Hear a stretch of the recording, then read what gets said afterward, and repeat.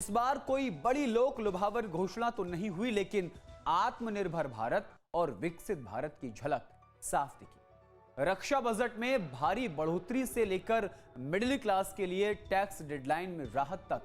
आइए देखते हैं इस बजट की बड़ी बातें इस खास report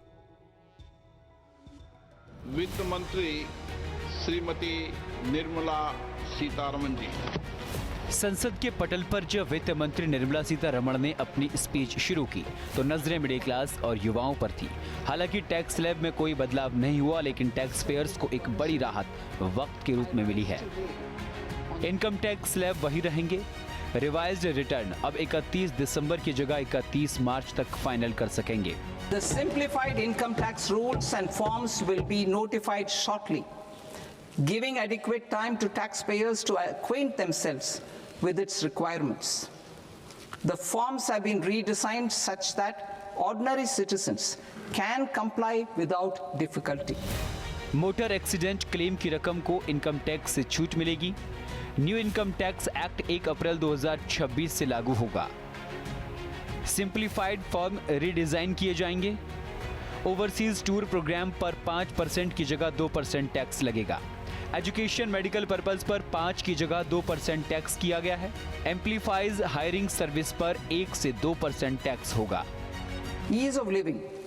I propose that any interest awarded by the Motor Accident Claims Tribunal to a natural person will be exempt from income tax, and any TDS on this account will be done away with. सीमा पर बढ़ती चुनौतियों और geopolitics को देखते हुए सरकार ने तिजोरी का बड़ा हिस्सा सेना के नाम किया है। देश का रक्षा बजट 681 लाख करोड़ से बढ़ाकर 785 लाख करोड़ कर दिया गया है। आधुनिक हथियारों और तकनीक के लिए 219 लाख करोड़ का विशेष प्रावधान है। रक्षा बजट 785 लाख करोड़ का है।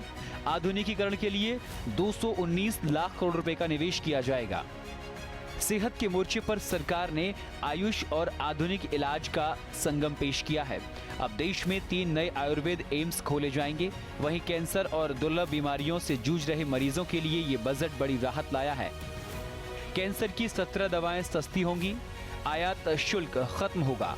मेडिकल टूरिज्म, देश में बनेंगे 5 नए मेडिकल हब। दुर्लभ बीमारियां, हीमोफीलिया और सिकल सेल की दवाइयां ड्यूटी फ्री होंगी। रफ्तार के शौकीनों के लिए रेल नेटवर्क को हाई स्पीड गियर में डाला गया है। मुंबई, पुणे और दिल्ली, वाराणसी समेत 7 हाई स्पीड रेल कॉरिडोर की घोषणा की गई है। वहीं छोटे शहरों के विकास के लिए लगभग 12 लाख करोड़ रुपए खर्च होंगे। रेल यात्रियों को सौगात। 7 शहरों में हाई स्पीड रेल कॉरिडोर बनेंगे। वाराणसी सिलीगुड़ी में high speed rail corridor, Delhi Varanasi के बीच high speed rail corridor, Mumbai से पुणे, पुणे से Hyderabad high speed corridor, Hyderabad से बेंगलुरु, हैदराबाद से चेन्नई हाई स्पीड कॉरिडोर। युवाओं और किसानों के लिए भी विजन साफ है। 15,000 स्कूलों में कंटेंट क्रिएटर लैब बनेंगी तो किसानों को खेती की सटीक जानकारी देने के लिए AI यानी कि आर्टिफिशियल इंटेलिजेंस से जोड़ा जाएगा। किसानों को सौगात। पशुपालन के क्षेत्र में बढ़ावा दिया जाएगा। किसानों की आय बढ़ाने के लिए उत्पादकता पर जोर दिया जाएगा। पशुधन उद्यमों का आधुनिकीकरण होगा। AI की मदद से उपज बढ़ाने पर जोर होगा। योजनाओं से किसानों को फायदा होगा। किसानों को सलाह दी जाएगी। बजट में क्या सस्ता और क्या महंगा हुआ, पहले क्या सस्ता हुआ बताते हैं। कपड़े, लेदर आइटम, सिंथेटिक फुटवेयर, चमड़े के उत्पाद, कैंसर, शुगर की 17 दवाइयां duty free, lithium ion cell, mobile बैटरियां, सस्ती solar glass, mixed gas, CNG, EV, microwave oven, विमानों का ईंधन, विदेश यात्रा सस्ती होंगी। अब जान लीजिए बजट में क्या कुछ महंगा हुआ है। मिनरल्स, स्क्रैप, शराब, लग्जरी आइटम, सिन गुड्स, इंपोर्टेड लग्जरी, फूड और ड्रिंक्स, गोल्ड और सिल्वर, किचन से जुड़ी कुछ चीजें महंगी हो गईं। साफ है कि सरकार ने चुनावी दाव खेलने के बजाय इंफ्रास्ट्रक्चर, तकनीक और सुरक्षा पर फोकस किया है। अब देखना होगा कि धरातल पर ये योजनाएं कितनी जल्दी रंग लाती हैं। Team news state. आपके मोबाइल पर तुरंत आएगी ब्रेकिंग न्यूज। स्क्रीन पर सबसे पहले दिखेगी बड़ी खबर।